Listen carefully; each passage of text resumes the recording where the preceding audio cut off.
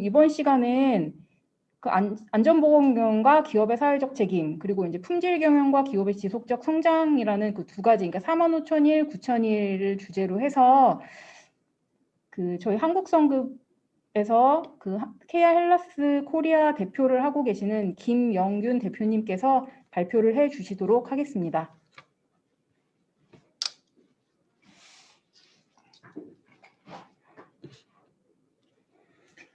예, 안녕하세요. 예, 방금 소개받은 한국성의 김영균입니다.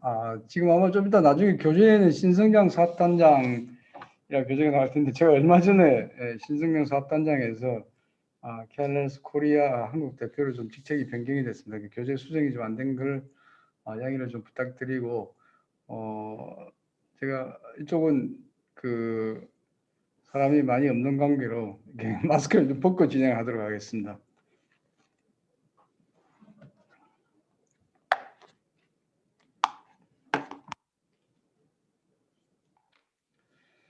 이제 한 4시 좀 이게 시간이 이게 돼가네요. 아마 여러분들 많이 피곤하시죠? 2시, 1시 좀 넘어부터 시작하셨을 것 같은데, 제가 이게 온라인 회의 또는 온라인 강의를 몇 번 해보니까, 이게 굉장히 피곤하더라고요.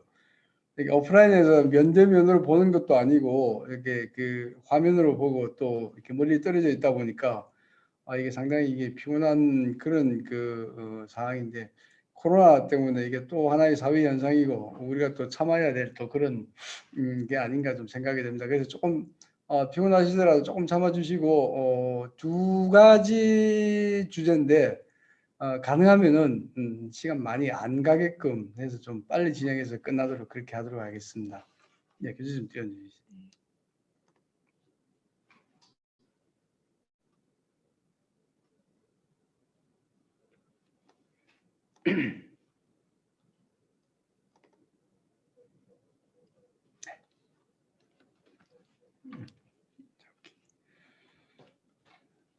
예, 첫 번째 시간에 이제 말씀드릴 게 이제 안전보건 경영과 기업의 사회적 책임이라는 이제 주제로 말씀드릴까 합니다.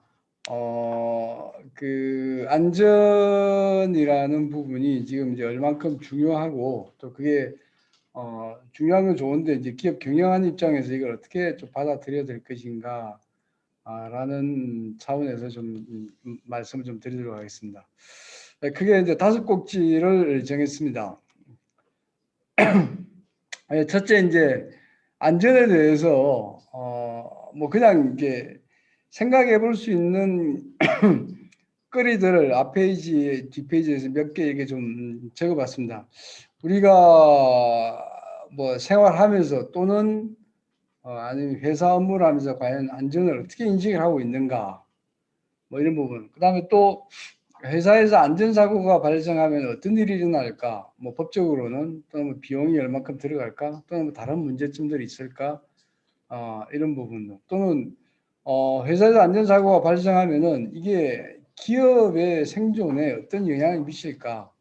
제가 이제 감히 이제 생존이라는 말까지 이렇게 지금 썼습니다. 나중에 뒤에 이제 신문 기사 슬라이드에 이제 몇 개 좀 나옵니다만은 과연 이게 기업 생존하고 어떤 영향이 있을 것인가? 미칠까? 뭐 이런 부분들. 또 업무상 재해나 업무와 연관된 어떤 그런 안전사고가 난다면 이것을 우리가 기업의 입장에서 어떻게 이걸 받아들여야 될 것인가? 뭐 이런 게 이제 그 꼭 우리 회사의 문제는 아니어도 생각해 볼 수 있는 끌이라고 좀 판단이 됩니다. 그 다음에 이제 안전이 왜 중요한가? 왜 중요한가? 뭐 중요하다라고는 뭐 얘기나 하고 또 그렇게 말들 하는데 그게 왜 나의 입장에서 볼 때 이게 왜 중요한가? 또 우리는 안전 얼마나 심각하게 생각하고 있으면 얼마나 잘 알고 있냐? 말은 안전이라고 했는데 우리가 살아가는 일상생활에서 또는 회사에서 회사의 업무와 연관돼서 이게 우리한테 얼만큼 심각한 것이며 또 우리한테 일어날 수 있는 그런 가능성이 얼만큼 있을 것인가. 또 앞에 이제 생존자가 말씀드렸듯이 안전과 기업 경영에 어떤 연관이 있을 것인가. 또 안전사고가 발생하지 않으려면 어떻게 해야 될 것인가. 뭐 이런 뭐 하여튼 뭐 6, 7, 그러니까 7, 8가지 제가 이제 이런 질문을 이렇게 말로 이렇게 글자로 표현을 했는데 이거 말고도 뭐 많이 있을 겁니다. 그래서 안전을 우리가 특히 이제 기업 경영하는 입장에서 어떻게 생각을 하고 이것을 받아들여야 될 것인가, 뭐 이런 게 이제 조금 생각을 해보면은 여러 가지 꼭지가 나올 수 있을 것입니다. 그래서 이런 부분들을 가지고 과연 이게 우리한테 어떤 영향을 미칠 것이며 어떻게 이제 이게 작용할 것인가, 이런 것을 한번 좀 그냥 간단하게 한번 되짚어 보자는 얘기입니다. 예, 여기 보시는 게 이제 올 2월 3일자 매일경제 기사입니다. 포스코 얘기고, 뭐 안전 투자는 패스트 트랙으로라는 제목에 있고, 그다음에 여기에 중간쯤에 보면 이런 얘기 나오죠. 3일 포스코에 따르면 최 회장은 최근 열린 그룹 운영회의에서 올해 모든 경영 활동 최우선은 안전, 예, 강조를 했고, 그 밑에 안전이 확보되지 않은 작업 지시를 받거나 신체적 혹은 정서적 요인으로 인해 일하는 어려움이 있을 경우 작업자가 이에 대한 거부를 요청할 수 있다. 뭐 이런 얘기까지 있습니다. 어쨌든 뭐 이게 위에 기사가 쭉 많이 있는데 여기 나와 있는 생산보다 안전이 먼저라는 메시지를 포스코 회장이 직접 언급하고, 또 그게 명시적으로 위험한 작업에 대해서는 거부를 할 수 있다라는 이런 얘기까지 하고, 또 완전 좋지 않으라고 생산에 차질이 생길 때는 책임을 묻기보다는 보상을 하겠다. 또 3년간 굉장히 많은 금액이죠. 1조를 추가 투자하겠다. 뭐 이런 기사가 났습니다. 그래서 이것만 보더라도 이게 안전이라는 부분이 그냥 간단하게 될 부분이 아니고 굉장히 중요하게 생각을 하는구나라는 것을 좀 알 수가 있죠. 그 다음에 이건 이제 작년 기사입니다. 작년 기사인데 현대중공업 조선사업 대표의 기사에 보면은 이제 하수 부사장님이거든요. 사고가 나니까 전격적으로 그냥 대표이사가 교체가 되는 그런 일이 발생했습니다. 지금 이제 최근 잇따라 발생한 안전사고에 대한 조치로 사장 인사 및 조직 개편 등을 단행을 해서 이런 일이 일어났다는 얘기죠. 그래서 안전사고가 났는데 대표이사가 교체가 돼. 아마 이 기사 보신 분들도 아마 있을 것입니다. 이게 실무자선이나 중간 관리자선에서 끝나는 게 아니라 대표이사 문제까지 가는 이제 그런 상황을 우리가 좀 알 수가 있죠. 그 다음에 LG화학은 이것도 작년에 난 기사인데 매일경제에 났던 기사입니다.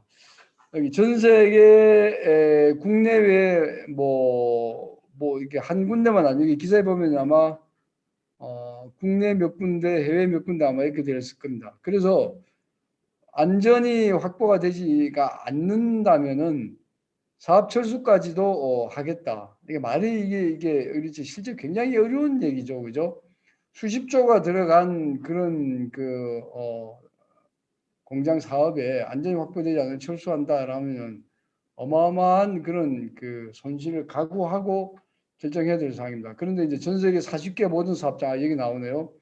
국내 17개, 해외 23개 사업장에 대해서 평가를 하고 확보가 되지 않는다면 결국 사업을 하지 않겠다. 그런 어떤 각오, 의지를 지금 보여준다고 할 수가 있습니다. 그래서 그만큼 이제 이게 안전이 확보가 되지 않는다면은 기업, 아까 우리가 앞쪽에서 이렇게 질문을 던졌던 기업 생존의 문제에서 이게 그냥 간단하게 이제 끝날 문제가 아니냐라는 것을 좀 알 수가 있습니다.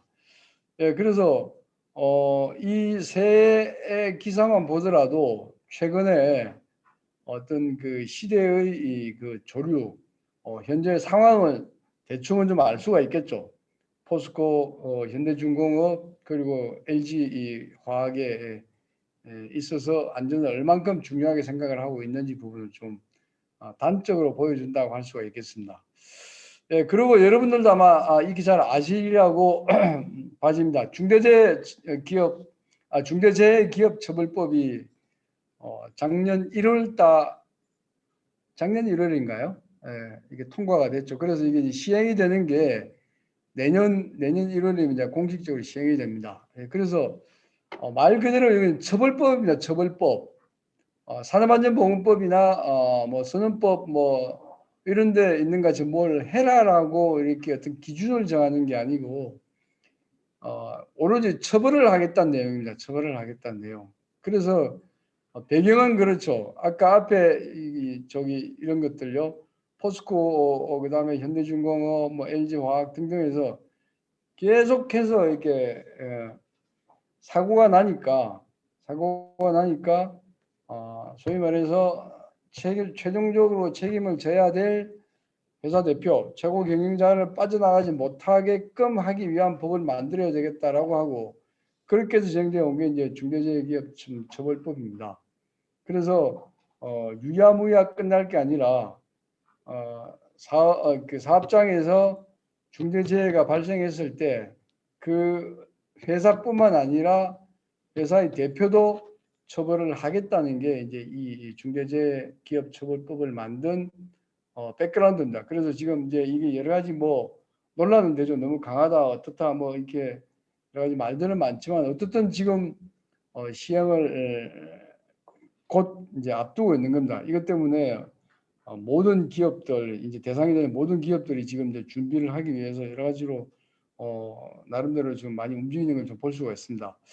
예, 그래서 중대재해가 이런 게 중대재해고 거기에 처벌은 이렇게 하겠다라고 이렇게 지금 얘기를 하고 있습니다. 얘기를 하는데 요 중대재해기업처벌법 아까 말씀드린 처벌이기 때문에 처벌하는 조항만 이렇게 나와 있는데 사업주와 경영 책임자 등의 그 의무에 보면은 안전보건 관리 체계의 구축 그 이행에 대한 조치가 포함되어 있습니다. 그래서 거의 대부분이 이 처벌법은 어떤 경우에 처벌하고 이런 내용이지만은 딱 하나 뭔가 해야 된다라는 것을 요구하는 부분이 요 안전보건 관리 체계를 구축하고 그 이행을 하라라는 요 내용이 들어가 있습니다.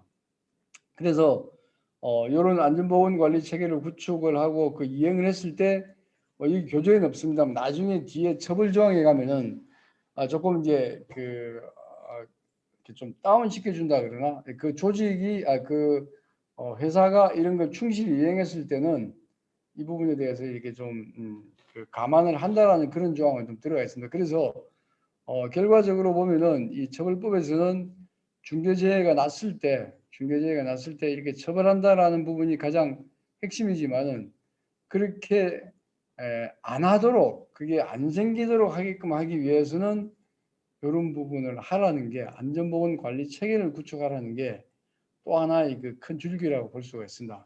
그래서 그러면 이제 안전관리 체계가 뭐냐라는 부분이 이제 요번에 지금 이제 나와 있는 그 시행령에 보면은 여기 이제 그 뒷부분에 이제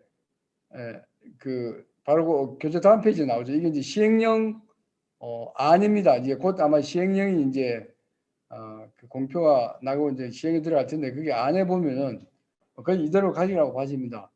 목표와 방침을 수립하고 뭐 유해 위험 요인을 하고 위험성 평가를 실시하고 여기에 적합한 전문 인력을 확보해야 되고 또 뭐 전담 조직이 있어야 되고 그다음에 그 의견을 들어야 반기일에서 의견을 들어야 되고 또 어떤 긴급한 문제가 있을 때 대응 절차를 어떻게 해야 되며 그다음에 그 제3자에게 그러니까 소위 말해서 외부한테 업무를 위탁했을 경우에 거기에 따라서 어떻게 할 것이 어떻게 이 부분을 관리할 것이냐 뭐 이런 내용을 포함하는 게 여기 안전보건관리 체계라는 그런 카테고리 안에 들어가 있는 겁니다. 이게 바꾸어 얘기하면 우리말로 하면은 이제 법에서는 안전보건관리 체계라고 얘기했지만 흔히 말하는 안전보건 경영 시스템이라고 보시면 됩니다. 결과적으로 다시 돌아가서 중대재해처벌법을 보면은 이런 사고가 안 생기게끔 해야 되고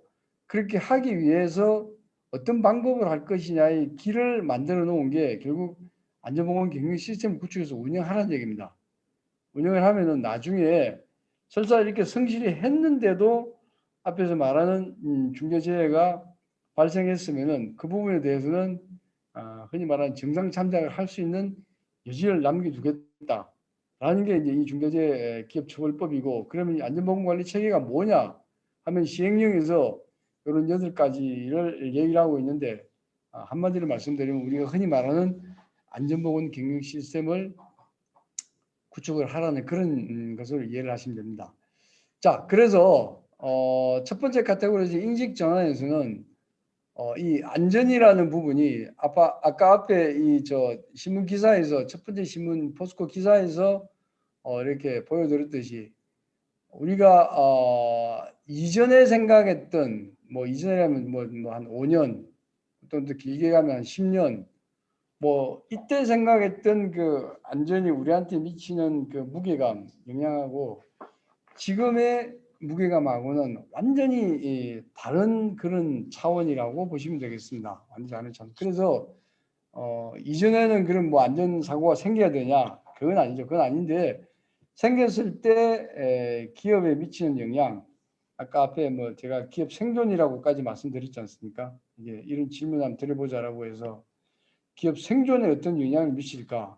그러니까 과거에는 안전사고가 발생하더라도 여기까지 기업 생존에 이게 문제가 미칠까? 뭐 설마 뭐 이런 과정이었다면 그 상황이었다면 지금은 여기서 말하는 중대재해가 발생을 하면은 잘못하면 기업 생존까지도 영향을 미칠 수 있는 그런 지금 시대에 와 있는 겁니다.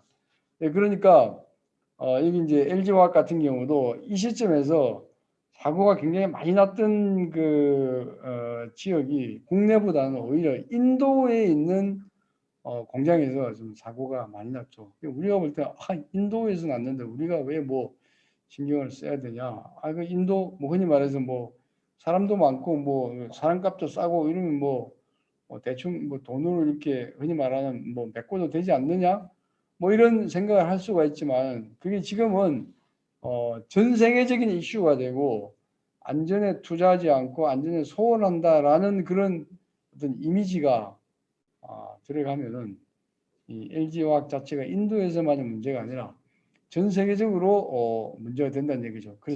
그래서 아까 말씀드린 대로 바로 기업 생존에 안전사고 발생 바로 기업 생존에 영향을 미치는 그런 상황이 됩니다.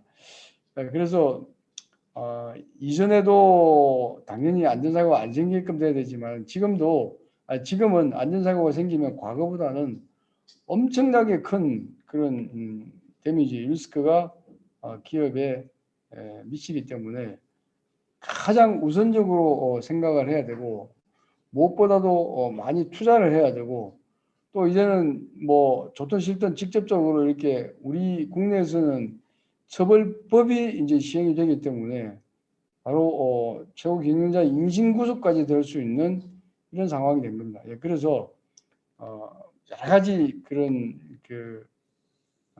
결과적으로 미칠 수 있는 요인들을 감안을 한다면은 이 안전에 관해서는 지금부터라도 물론 뭐 다 잘 생각해 오셨겠지만 지금부터라도 굉장히 심각하게 생각을 하고 또 우선순위를 높여서 가는 쪽으로 이렇게 자리매김을 해야 된다라고 우리가 일단 판단해야 될 것 같습니다. 자, 그러면은 이제 안전자 얘기를 많이 했으니까 이제 실제적으로 그게 기업 경영하고 어떻게 연관을 지어볼 것인가라는 게 이제 두 번째 카테고리입니다.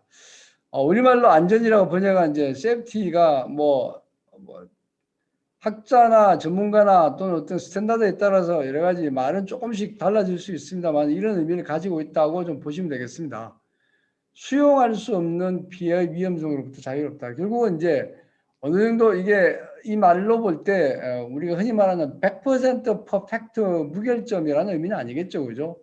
어느 정도 수용할 수 있는 범위 내에 있는 것은 약간 있는 것은 알지만 내가 감당할 수 있는 범위 내에 있으니까 그것은 있다고 하더라도 안전에 문제가 되지는 않는다는 얘기죠. 예를 들어서 뭐 안전화를 신는 이유가 그거잖아요. 작업하는 환경이 집안의 바닥같이 거실의 바닥같이 매끈하지는 않지만은 안전화를 신음으로 인해 가지고 그 부분은 다 우리가 감당할 수 있는 여기서 말하는 수용할 수 있는 범위 내에 있기 때문에 안전을 신고 다니면 우리가 안전하다고 할 수 있지 않습니까?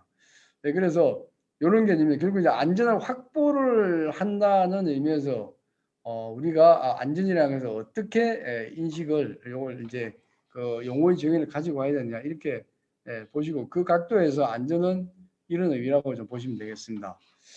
그래서 일단 사고로부터 어떤 그 자유로운 상태고 또는 부상 상황이 안 생기는 손실이 안 생기는 그런 상황에 있는 것을 안전이라고 보시면 될 것 같습니다.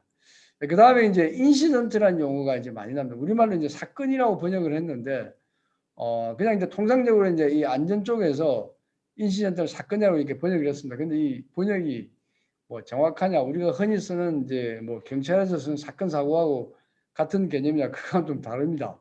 그냥 영어의 인시던트를 사건이라고 번역했고 이쪽 그 안전 쪽에서는 사건 이러면 인시던트라는 개념이구나라고 알아주시면 될 것 같고 요것은 이제 이게 그 두 가지가 들어가 있습니다.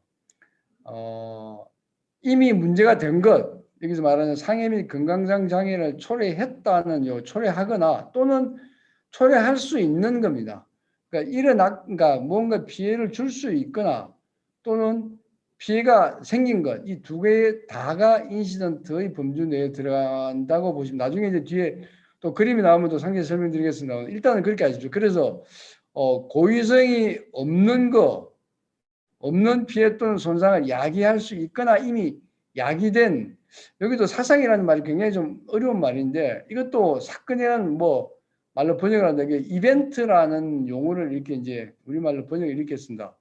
그래서 뭐 중요한 의미는 야기할 수 있거나 또는 야기하는 일으킬 수 있는 이벤트가 사건이다라고 보시면 되고 그래서 사고나 사고에 가까운 상황 뭐 이런 게 이제 인시던트의 개념에 들어갑니다. 자, 그 다음에 또 하나가 이제 액시던트라는 게 있습니다. 액시던트는 사고라고 번역을 했습니다. 액시던트 사고라고 번역했는데 요거는 그 인시던트 중에서 뭔가 문제가 된 겁니다. 장애가 발생한 겁니다. 그게 액시던트라고 보시면 됩니다. 그래서 사고는 우리가 수용할 수 있는 어떤 그런 인내의 한계를 넘어가는 경우에 사고가 발생한다는 얘기예요. 사고라고 얘기하는 겁니다. 그래서 아까 말씀드린 안전화를 신어서 뭐 웬만한 그 밑에 장애물이 있어도 안전화를 신으면은 다 괜찮으니까 그 부분은 사고라고 하지 않는데 안전화를 신었다고 하더라도 그 안전화의 그 한계를 넘어서는 무언가가 발 위에 떨어졌거나 뭐 그 부분이 이 어떤 안전화하고 접촉이 생겨서 안전화를 신어도 아무런 무용지물이 됐을 때는 그게 손상을 일으키게 되는 거죠. 그러면 그게 이제 사고가 되는 겁니다. 예. 그 다음에 이제 손실이라는 게 또 있습니다. 로스를 손실이라고 번역했는데 이건 뭐냐 그러면 사고의 결과입니다. 사고 결과 뭔가 우리한테 피해가 준 것이고 그거는 반드시 돈이 따릅니다. 비용이 따릅니다. 예, 그래서 그 인명의 손상이 되든 재산이 피해가 되든 뭐 작업 중단이 있든 뭐 어떤 이런 손실이 생기면은 반드시 거기에 비용이 따르고 요 손실이라고 하는 것은 사고의 결과라는 얘기죠. 그래서 인시던트, 액시던트, 로스 이런 연관성을 가지게 됩니다. 자, 그래서 이 로스 결과적으로 이제 결과적으로 영어로 얘기하면 로스가 안 생기도록 해야 되는 것이고, 그죠? 네, 그러면 로스가 안 생기려면 액시던트가 안 생기게끔 해야 되는 것이고, 액시던트가 안 생기게끔 하려면 또 인시던트가 안 생기게끔 해야 됩니다. 그럼 맨 앞에 얘기했던 결과적으로 안전 뭐 확보, 안전 관리, 안전 경영 뭐 이런 개념으로서 안전을 우리가 어떻게 하든 그 컨트롤이라고 해야 되냐? 뭔가 우리가 다루는 그런 일련의 활동이 이제 이루어져야 이 로스를 안 생기게끔 하게끔 될 수 있겠죠.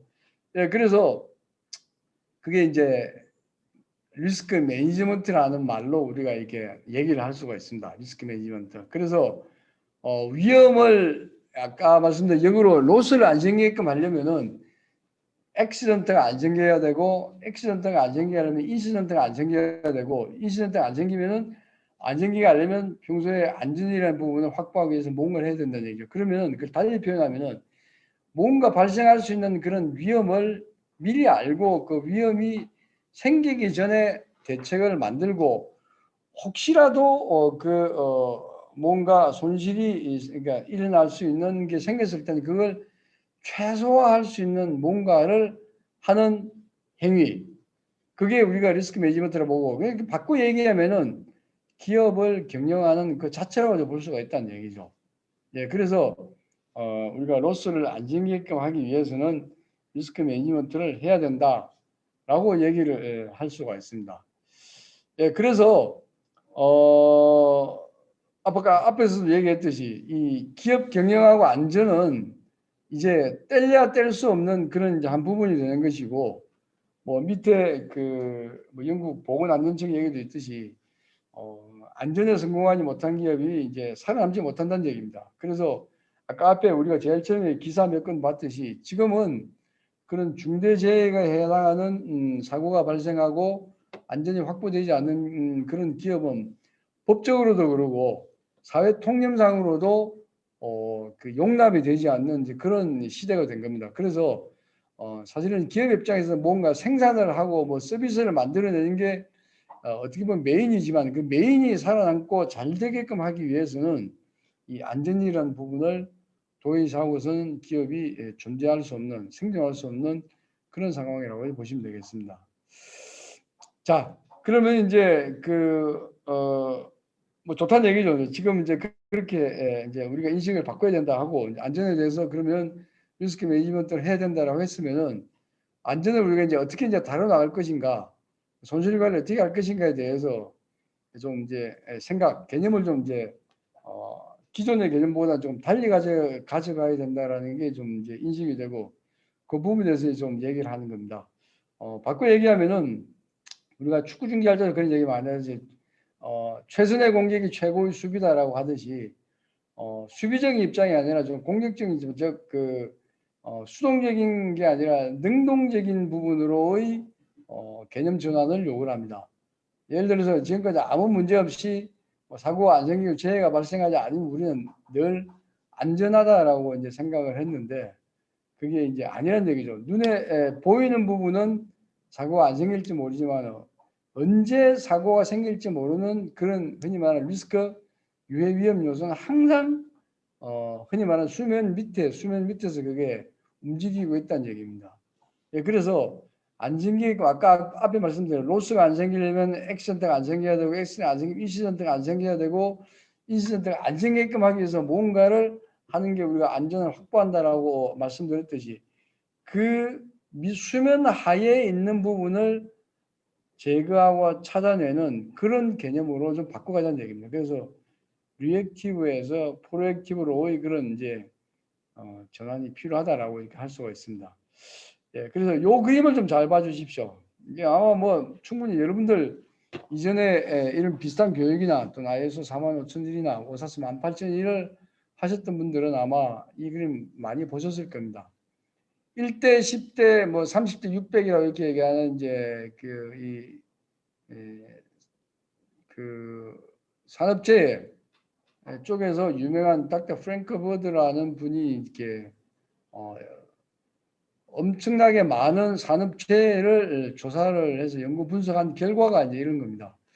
이걸 어떻게 이제 해석하셔야 되나 그러면 다 1, 10, 30, 600이 별개가 아니고 한 건의 중대 사고가 발생하기 전에는 이미 10건의 경미한 사고가 있었고 요 10건의 사고가 있기 전에는 30건의 물적 피해가 유발하는 사고가 있었으며 요 30건의 사고는 600건의 흔히 말하는 니엄에서 아차 사고가 있었다. 이제 이런 그 통계가 나온 겁니다.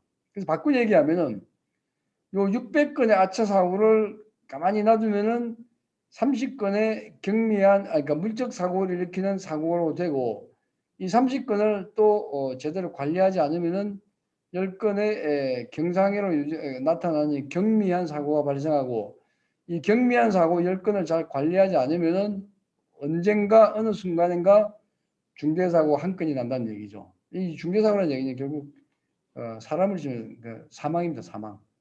사망사고 난다는 얘기입니다. 그래서 아까 우리가 인시전트, 액시전트 이렇게 말씀드렸지 않습니까?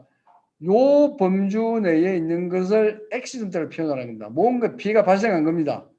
인적 피해든 물적 피해든 요게 액시던트 범주 내에 있는 겁니다. 그 다음에 600까지 포함한 요게 인시던트가 되는 겁니다. 그래서 아까 뭐 야기약은 용어의 정의가 나왔지 않습니까? 그게 실제로 야기했다는 얘기, 이렇게 했다는 얘기는 요 1십 300에 해당하는 내용이고 이렇게 쓸다는 것은 요 600에 해당하는 내용입니다. 그래서 600건의 인시던트가 30건의 물적 피해와 10건의 경미한 사고, 1건의 중대 사고를 포함하는 모든 걸 다 포함하는 요게 인시던트가 되는 것이고 안전을 확보한다라는 얘기는 요 인시던트가 잘 관리되는 얘기는 요 인시던트 자체도 안 생기게끔 하고 또는 생긴다고 하더라도 어떻게 해요? 아까 말씀드린 대로 요 위로 꼭지로 안 올라가게 하면 되는 거죠. 그러면은 나쁜 결과가 또는 아주 심각한 결과가 발생할 수 있는 그런 상황은 안 만나는 얘기입니다. 이게 이제 굉장히 이제 우리가 해석할 수 있는 다양한 의미를 가지고 있는데 그럼 우리가 평소에 어디를 관리해야 되고 소위 말해서 이제 우리가 공격을 한다 그러면 어디를 공격을 해야 되냐 그러면은 어디겠습니까? 여기 위쪽이겠습니까? 아래쪽이겠습니까?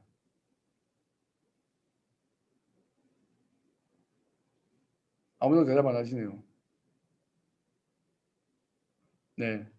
우리 공격의 타겟은 요 위쪽이 아니고 아래쪽입니다. 아래쪽.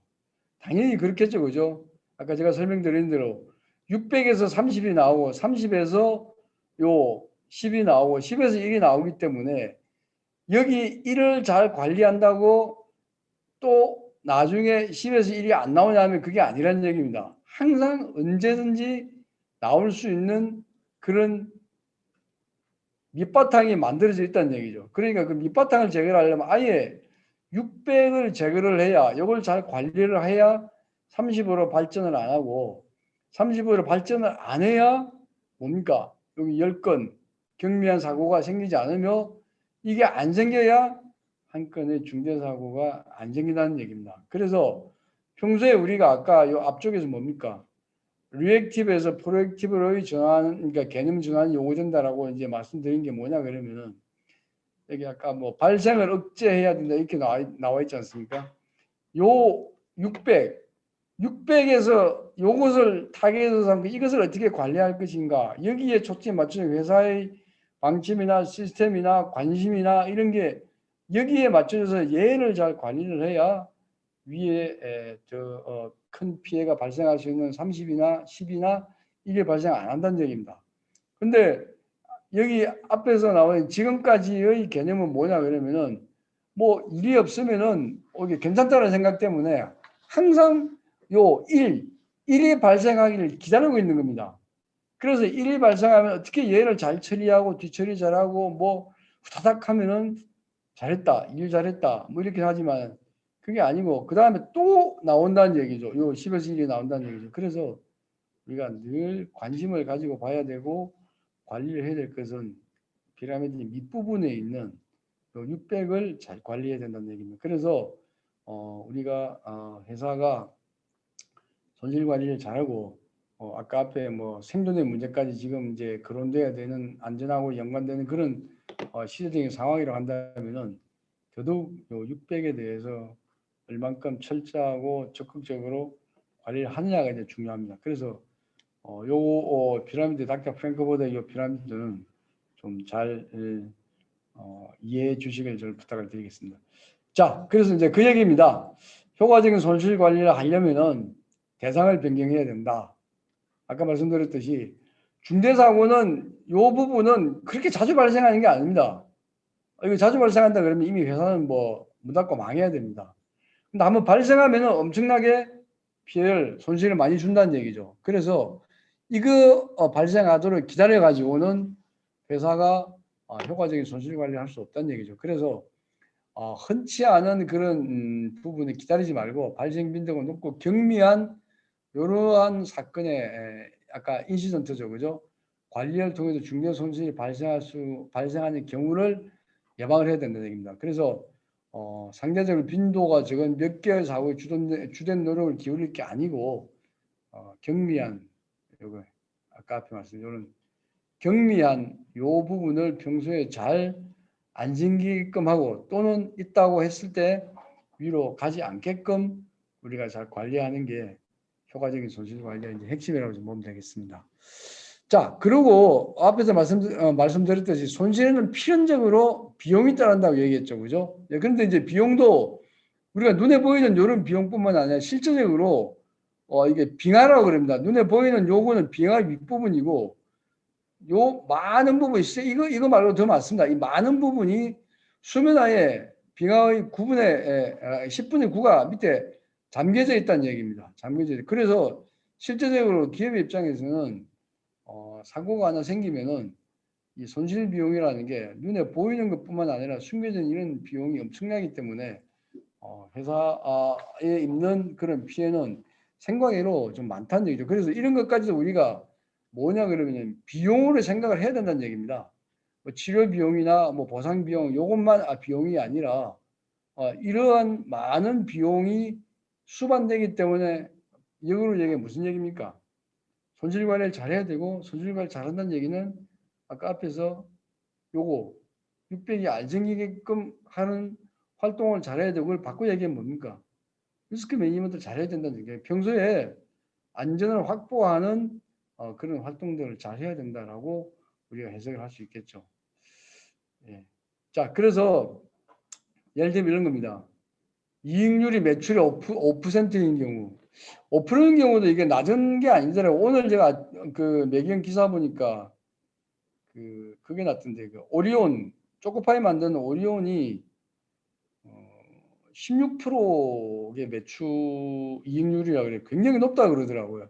삼성전자보다 높다 이렇게 나왔는데 이제 그게 왜 그렇게 나왔느냐는 뭐 또 이렇게 그 활동을 소개를 했는데 그거 하면서 비교를 한 게 다른 그 제과 회사를 비교를 했는데 다른 제과 회사가 한 5% 6% 이렇게 얘기를 하더라고요. 그게 그것만 하더라도 낮은 게 아니랍니다. 굉장히 높은 이익률이라 그러더라고요. 예를 들어서 만약에 이익률이 매출 5%인 경우 아까 우리가 얘기했던 그 손실 비용이 뭐 어쨌든 눈에 보이는 거든 또 보이지 않는 거 다 포함했던지 간에 1,000원을 이렇게 만들어내려면은 2만 원의 매출을 올려야 그 이익의 5%니까 1,000원이 난다는 얘기죠. 이게 경쟁이 굉장히 많이 심각한 그런 업종들이 만약에 이제 예를 들어서 이익률이 이제 매출이 1%로인 경우에는 똑같은 손실 비용을 만들어내려면은 10만 원의 매출을 올려야 그 10만 원 중에 1% 이익률이니까 손실 비용이 이제 1,000원이 나온다고 이렇게 뭐 이렇게 간단히 계산하면 이렇게 되겠죠, 그죠? 네, 되는데 이게 굉장히 심각하잖아요. 그 매출은 그렇잖아요. 지금도 설렁설렁 매출을 일으키는 게 아니지 않습니까? 지금도 최선을 다해서 매출을 일으키는데 요거 1,000원 더 만들어내려고 오늘 뭐 이번 달에 뭐 2,000원 더 올려볼까? 이렇게 한다고 매출이 이루어지는 게 아니지 않습니까? 그러니까 이 1,000원을 손실비용 1,000원을 이게 감당하려면은 결과적으로 손실이 그만큼 더 많이 난다는 얘기입니다. 이 추가적으로 매출을 일으키기는 거의 불가능하고 연초에 계획 잡거나 할 때 항상 그 최고를 가지고 하는 그런 매출을 예상을 하는데 느닷없이 뜬금없이 추가적인 어떤 그런 매출이 일어난다? 아마 그건 거의 불가능할 겁니다. 그래서 결과적으로 손실 비용이 나온다는 얘기는 거의 뭐 10중 8구는 다 생돈이 들어가야 된다는 얘기죠. 그래서 바꾸어 얘기하면은 손실을 최소화하는 게 바꾸어 얘기하면 이익을 최대화한다는 얘기입니다. 우리가 안전을 열심히 한다고 그 안전이 직접적인 매출에 직접적인 영향을 미치지는 않겠죠. 고객 만나가지고 우리 안전 열심히 하니까 뭐 우리 제품 사주시오, 우리 서비스 더 이용해 주시오 할 때, 그래, 니 안전 잘하니까 우리가 뭐 사줄게. 바로 이렇게 직접적인 매출이 일으켜지지 않을 겁니다. 뭐 오히려 뭐 우리가 뭐 단가를 더 싸게 해드리겠다. 뭐 아니면 경쟁사보다 뭐 이렇게 더 싸게 해드리겠다. 이러면 매출이 일어날지 모르지만은 우리가 안전을 열심히 하니까 뭐 매출을 해야 된다. 아마 그렇게 되지는 않을 거나. 물론 요즘은 이제 아예 거래 조건에 이제 그런 게 들어가는 경우도 많습니다. 뭐 안전보건 경영 시스템을 하냐 안 하냐 여기에 따라서 그 거래 조건이 되냐 안 되냐 이런 것을 따지는 건 있지만은 예, 그게 그게 지나고 나서는 우리가 안전에 뭐 몇 억을 투자했으니까 우리 제품을 더 사주십시오. 뭐 이러지는 않지만은 여기서 보신 대로 안 나가야 될 돈을 안 나가게 하는 게 바꿔 얘기하면은 이익을 최대화시키는 겁니다. 예, 그래서 안전관리를 열심히 한다는 얘기는 매출을 극대화하는 데 직접적인 영향을 미치지는 않을지 모르지만은 우리 조직에 우리 회사의 이익을 최대화하는 데는 직접적인 영향을 미칩니다. 네, 그래서 그만큼 손실과 비용적인 면을 보더라도 이게 안전에 투자를 그러니까 비용을 지불하는 것은 그냥 돈 쓰는 게 아니라 투자의 개념이라는 얘기죠. 그래서 아까 앞쪽에 그 뭐 포스코 그 기사나 뭐 이런 데 뭐 그런 게 나옵니다.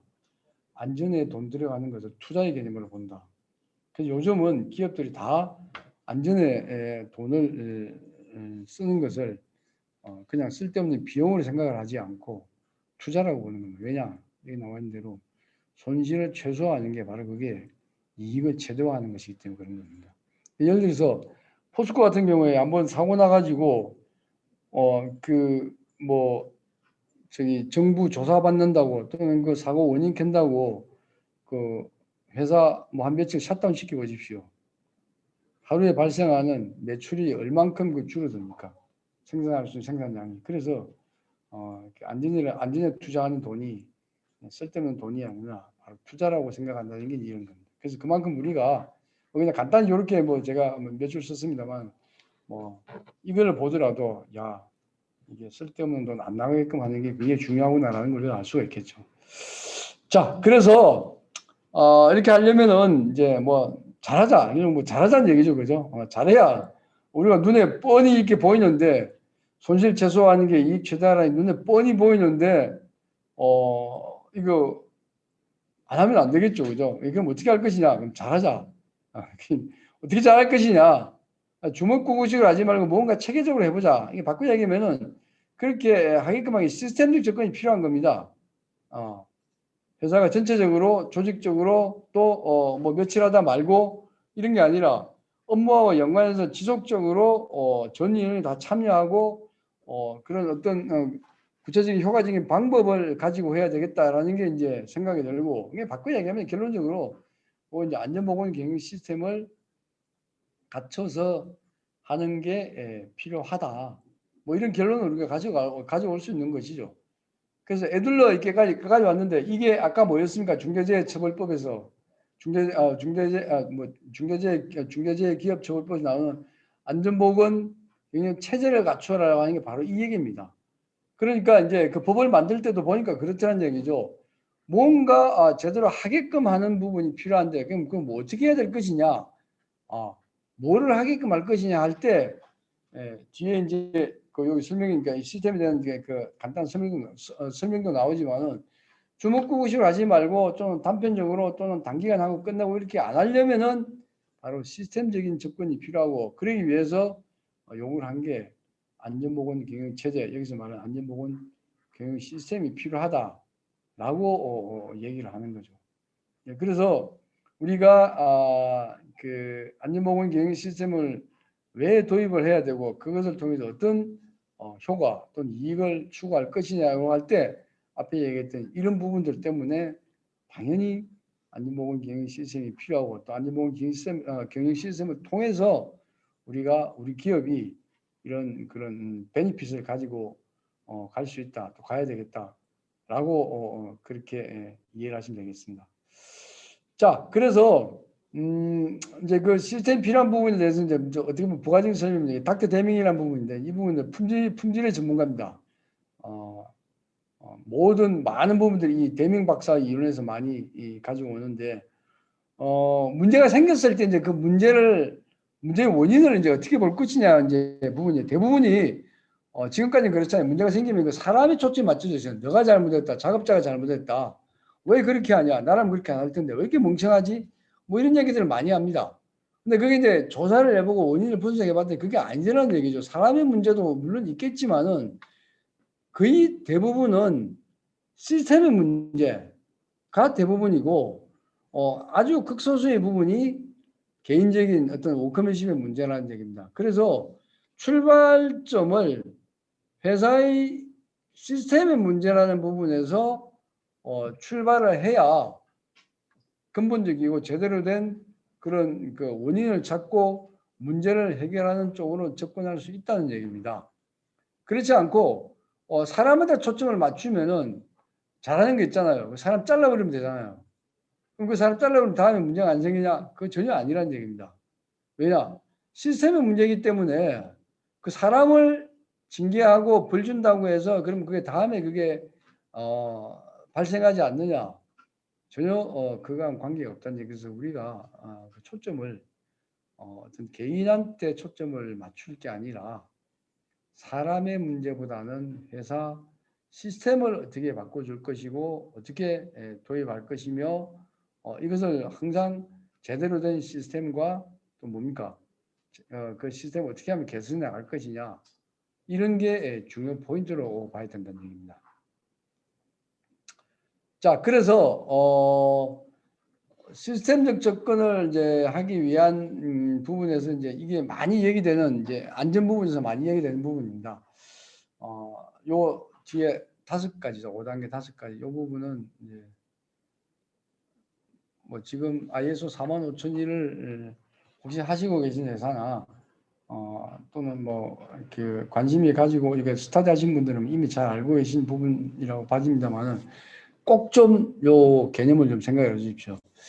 자, 아까 이제 우리가 제일 처음 얘기할 때 뭐 안전, safety, incident, accident, loss 이렇게 얘기를 했는데, 그리고 이제 프로액티브, 리액티브에서 프로액티브로 가야 되고, 1대, 10대, 30대, 뭐 600도 얘기를 했고, 뭐 이렇게 했지 않습니까? 그래서 그 타겟을 피라미드의 이제 가장 밑부분에 있는, 그 우리가 흔히 말하는 니어미스의 타겟을 갖추고, 맞추고, 우리가 그것을 관리하는 것을 보자라고 이렇게 이제 말씀드렸습니다. 그래서 그것을 이제 요 식으로 표현을 하자면 우리가 이제 그 회사에서 업무를 한다, 작업을 한다라면은 일단 첫 번째 뭘 알아야 할 거 아니냐는 얘기입니다. 알아야. 우리말에 알아야 면장을 하지라 이런 뭐 속담도 있듯이 내 주위에 뭐가 위험한지, 위험 요소가 어떤 것이 있는 것인지 이것을 아는 게 첫 번째입니다. 예. 알고 출발하자는 얘기죠. 그래, 그게 여기서 말하는 위험 확인입니다. identify. 발생 가능한 또는 잠재적인 이러한 위험 또는 위험 요소를 확인하자는 얘기다. 찾자는 얘기입니다. 찾자. 찾아보니까 이것도 이런 게 있고 저런 게 있고 저런 게 있고 저런 게 있고 저런 게 있고 이게 나온다는 얘기죠. 근데 여기에서 이제 중요한 부분은 전제 조건을 두지 않고 찾는 게 중요합니다. 그 전제 조건이라는 건 뭐냐 그러면 저게 뭐 어느 정도 뭐 우리한테 뭐 저 정도가 뭐 위험해 어때? 이 전제 조건을 이 단계에서는 주면 안 됩니다. 네, 그건 다음 단계 나옵니다. 그래서 가능한 한 모든 내 주위에 발생 가능하고 잠재적인 모든 이런 위험 또는 위험 요소라는 이 부분을 찾는 게 첫 번째입니다. 첫 번째고 그 다음에 이제 두 번째는 요겁니다. 좋다는 얘기죠. 다 찾아냈는데 그러면 이제 우리도 이렇게 안전을 위해서 하고 있는 게 많이 있다는 얘기죠. 그죠?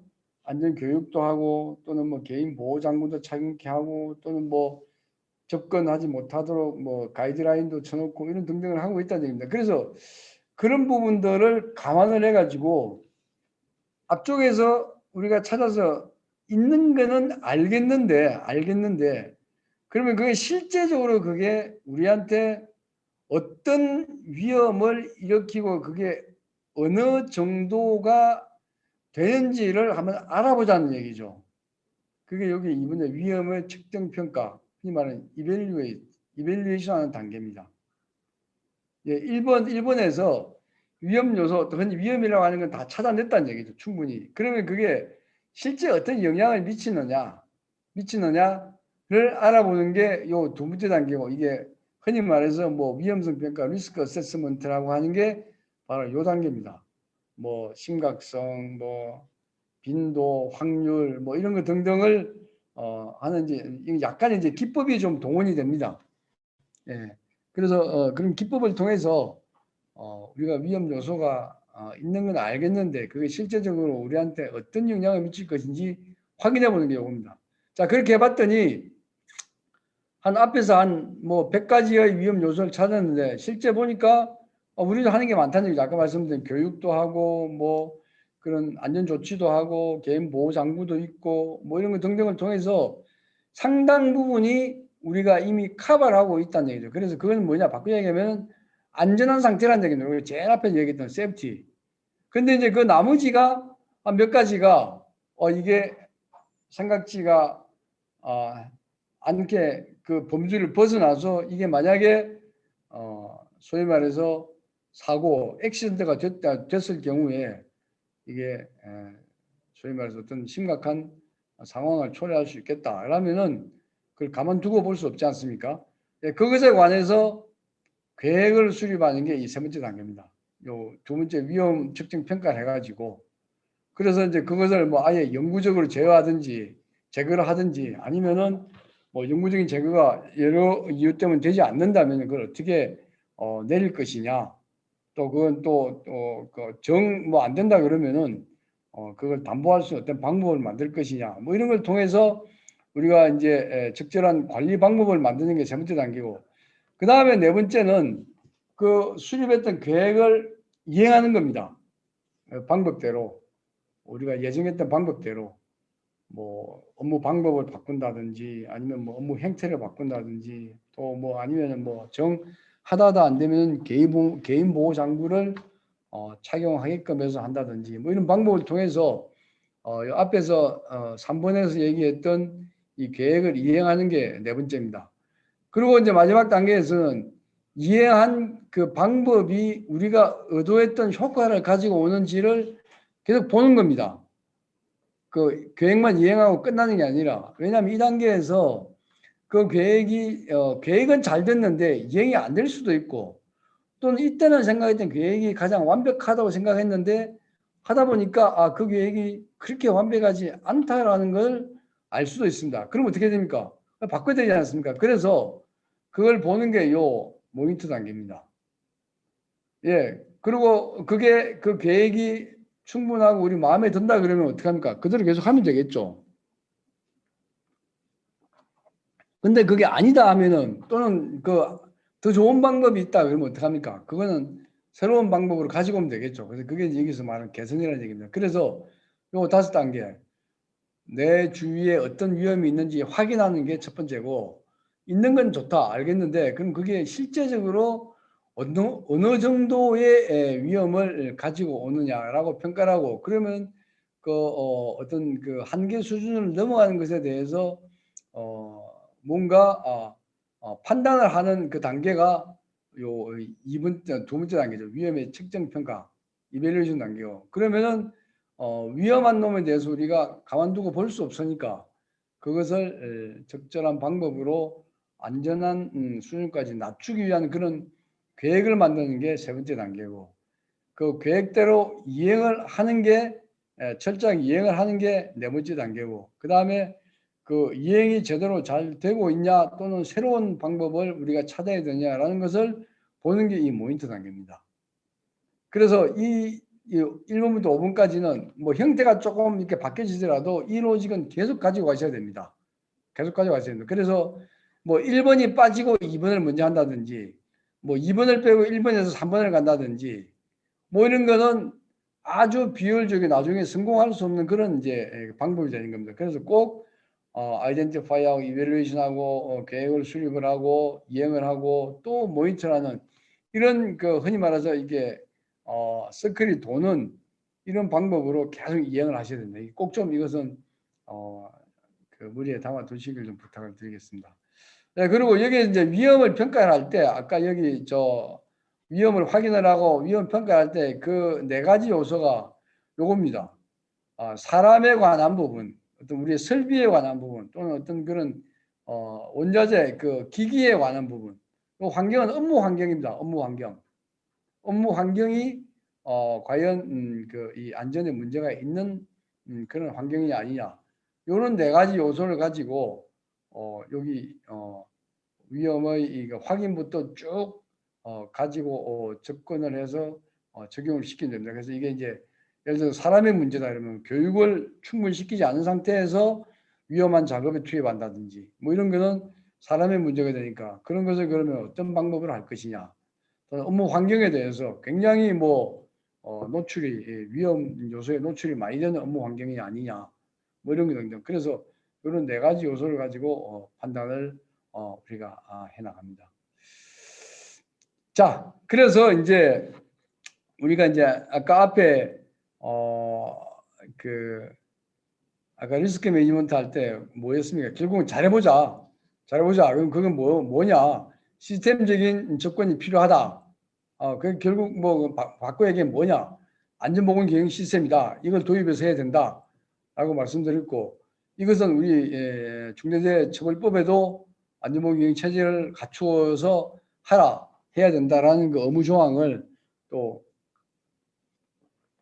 법적으로 얘기를 했고 그 안전보건 기능 체제가 뭐냐라고 하면 시행령에 가면 뭐 방침을 수립해야 되고 뭐 어떻게 해야 되고 이런 얘기 나옵니다. 이제 그래서 그걸 한마디로 하면은 결국 안전보건 기능 시스템을 갖추라는 얘기인데 그럼 어떤 안전보건 기능 시스템을 갖춰야 되느냐? 뭐 다 좋습니다. 어떤 안전보건 기능 시스템이든지 회사가 잘 도입을 해서 궁극적으로 안전이 확보가 되고 로스가 안 생기면은 다 좋습니다. 뭐 꼭 이거를 해야 된다라는 그런 그 강제 조항은 없습니다. 예, 그럼에도 불구하고 이제 여기서 저희가 ISO 45001을 이렇게 소개를 해드리는 이유는 무슨 어떤 안전보건 기능 시스템 도입해야 될 것이냐 고민할 때 결과적으로 고민하지 마시고 ISO 45001을 잘 이해하고 도입하시면 된다는 얘기입니다. 이게 이제 출발은 오사선 18001에서 출발했고 오래전부터 이게 국제적으로 통용이 되어 오던 안전보건 경영 시스템입니다. 그래서 많은 전문가들이 전 세계적으로 많은 전문가들이 이렇게 하면은 효과가 있겠다, 좋겠다라고 해서 만들었고 또 그게 실제로 해보니까 그게 효과가 있었죠. 그래서 이제 그 오사선 18001을 토대로 ISO 45001이 만들어졌습니다. 물론 이게 이제 뭐 100점짜리냐 아니냐 할 때 뭐 꼭 100점이 아니라고 생각할 수 있습니다. 개인적인 그런 거기는. 그럼에도 불구하고 상당히 오랜 기간 동안에 이미 시장에서 검증이 됐고 또 효과가 있는 것으로 판명이 됐기 때문에 어떤 안전보건 기능 시스템을 도입할 것이냐 할 때는 사실은 뭐 고민할 필요 없이 어떻게 보면 그 고민을 대신해 주는 게 이 ISO 45001이라고 보시면 됩니다. 예, 그래서 이것을 잘 이해하시고 물론 지금 이미 아마 오늘 저 교육에 참여하신 회사 중에 아마 이거 하시고 계신 회사가 아마 있을 겁니다. 예, 그래서 이 부분을 ISO 45001을 도입한다는 얘기는 우리 회사의 안전보건 기능 시스템을 갖춘다는 얘기고 그 근본적인 부분은 ISO 45001이 인정받는 부분 뒤에 요 다음 섹터에 또 ISO 9001을 왜 인정받아야 되냐 할 때도 말씀드리겠습니다만 인정받는 게 궁극적인 목적은 아니고요. 우리 회사의 안전에 관한 부 얼만큼 확보하는 수단으로서 이것을 활용해야 된다라고 이해를 해주시기 바랍니다. 그리고 이제 또 하나 이제 이 ISO 45001은 이미 뭐 거의 많은 회사들이 이제 ISO 9001은 하고 있기 때문에 9001도 14001은 하고 있기 때문에 그 9001, 14001과 같은 스트럭처를 가지고 있습니다. 예, 그래서 9001이나 14001을 하는 회사는 구조가 같다는 얘기죠. 그래서 이미 많은 부분은 공통분모를 가지고 계시고 9001 품질에 관해서 이게 요구되는 그런 그 스탠다드라면 요건 안전에 관한 부분이기 때문에 그 안전보건에 관한 부분만 좀 더 가미를 하시면은 기존의 ISO 9001을 운영하시는 그런 회사에서는 그렇게 큰 어떤 그 부담이 없이 도입을 할 수 있다는 얘기입니다. 자, 그래서 이 뭐 오늘은 이제 ISO 45001의 요건에 대해서 상세히 설명드릴 수 있는 그런 시간은 아니고 간단하게 이런 구조로 되어 있다고 보시면 되겠습니다. 아마 많이 얘기 들으실 겁니다. PDCA. 아까 우리가 요 얘기 말씀드렸죠. 1단계부터 5단계 위험 확인, 측정 평가, 계획 수립, 계획 이행 뭐 이렇게 말씀드렸는데 이게 어떤 의미에서 보면은 바로 이 PDCA의 개념이라고 보시면 됩니다. 계획하고 실행하고 점검하고 또 그것을 개선 사항 이행을 하라는 요 개념입니다. 그리고 이 사이클이 이게 사이클이기 때문에 이 사이클이 계속 이렇게 돌아가는 게 운영되는 이 구조입니다. 한번 돌고 끝나는 게 아니고 그럼으로써 요 지속적 개선이라는 부분을 추구를 해야 된다라는 것을 기본적으로 깔고 있습니다. 그래서 이것은 아까 제가 말씀드린 대로 ISO 9000을 하시는 회사는 뭐 이 그림 뭐 마르고 달도 아마 보셨을 겁니다. 이 PDCA. 그래서 ISO 45000도 마찬가지로 이 PDCA 개념을 가지고 구성이 되어 있고 보시면은 이게 똑같습니다. 이 그림은 이 바깥의 그림이 뭐 흔히 사장 이렇게 얘기하죠. 사장의 챕터 4의 조직의 상황이란 얘기고 그리고 이 가운데 이 핵심이 리더십과 근로자의 참여라는 부분이면서 이것은 시스템 전반적으로 다 적용되는 부분이죠. 그러면서 이제 P에 해당하는 기획, D에 해당하는 자원 및 운용, C에 해당하는 성과 평가, 또 A에 해당하는 개선 이런 구조를 가지고 있습니다. 이 구조는 ISO 9001이나 14001도 똑같은 그런 구조니까 아까 제가 말씀드린 대로 이해하는데 또는 도입해서 운영하는데 크게 부담감이 없는 그런 구조라고 보시면 됩니다. 예, 그래서 조직의 상황에는 큰 요구사항에 이제 이런 부분들이 4가지가 있습니다. 조직과 조직의 상황을 이해를 하고 뭐 근로자 및 기타 이해관계자 니즈가 뭐냐, 뭐 적용 범위 어떠냐, 그런 안전보험 시스템을 만들어야 된다 이런 얘기가 있고, 그다음에 이제 리더십과 근로자의 참여에 가서는 또 이제 이런 얘기 나오는데 바로 이런 부분들이 아까 우리 법에도 나왔죠. 뭐 반기에 한번 뭐 의견을 들어야 된다 어떻다 이런 얘기가 나오거든요. 그래서 그 법을 만들 때 생뚱맞게 뭔가 법에서 요구하는 부분만 별도로 이렇게 얘기를 한 게 아니고 바로 여기에 있는 이런 내용들을 좀 더 구체적으로 법에서 얘기를 한 것이고 그것이 법을 지키려면은 바로 이 ISO 45001에 있는 이런 내용들이 충분히 회사 시스템에 반영이 되고 이것을 이행을 하면은 바로 그 법에서 요구하는 그런 조항도 됩니다. 그래서 챕터 5에 이런 내용을 요구를 하고 있고 그다음에 기획에는 리스크를 다루는 얘기입니다. 이게 이제 아까 앞에 얘기했던 identify, evaluate, 뭐 계획 수립, 뭐 이행, 모니터 그 얘기했지 않습니까? 그 얘기에 많은 부분이 이 리스크 식별하고 다루는 요 내용에 들어가 있습니다. 그다음에 7, 8에 자원 운용에 이런 내용이 들어가 있습니다. 뭘 해라 내용이죠. 그래서 이거는 계속 반복해서 말씀드립니다만 ISO 9001을 하신 회사 같으면 이미 이런 부분들은 다 이렇게 들어가 있는 부분들입니다. 그다음 성과 평가에 PDC에 해당하는 체크에 해당하는 부분이죠. 모니터하는 부분이요. 예, 그래서 이런 수단을 가지고 해야 된다라고 나와 있고 그다음에 이제 개선에 대해서 또 이런 내용을 얘기를 하고 있습니다. 자, 그래서 ISO 45001이라는 것은 PDCA 개념을 가지고 지속적 개선을 요구하는 그런 그 스탠다드인데 이런 PDCA가 이런 구조를 가지고 있다라고 아시면 되겠습니다. 자, 그래서 마지막으로 이제 오늘 들어갈 때 요 첫 시간 제목이 안전보험 경영 시스템의 뭐 기업의 사회적 책임 이렇게 말씀드렸는데 이게 도입을 해서 어떤 점 효과가 있느냐 뭐 앞에 이미 많은 얘기들을 했고 또 이제 어떻게 보면 이제 법적으로 해당이 되는 조직들은 안 할 수 없는 그런 이제 그 시대적인 그런 시점에 와 있죠. 그럼에도 불구하고 그러면 똑같이 나도 해야 되고 저 회사도 해야 되고 또 저 회사 해야 된다라고 하면 과연 이왕 할 거 우리가 어떻게 이 부분에 대해서 더 효과를 볼 것인가 할 때 그 ISO 45001의 근본적인 그런 추구하고자 하는 그 어떤 뭡니까 이념을 잘 이렇게 이해를 한다면은 똑같이 하더라도 그 나타나는 효과는 다르리라고 봐집니다. 그래서 그런 게 충분히 잘 됐다고 할 때 예를 들면 이제 이런 거죠. 아까 얘기했던 손실의 최소화가 되면 이게 달리 얘기하면 뭡니까? 이게 최대가 되는 거죠. 그죠? 네, 최대가 되는 것이고 그다음에 우리 조직의 안전보건의 수준이 향상되면 이게 이제 나중에 경쟁력이 향상되는 겁니다. 경쟁력. 예를 들어서 우리 회사는 이거 잘해가지고 회사의 이거 불가동 손실이 전혀 없다. 근데 다른 회사는 불가동 손실이 있다라면은 바로 그런 부분에서 대비가 되지 않습니까?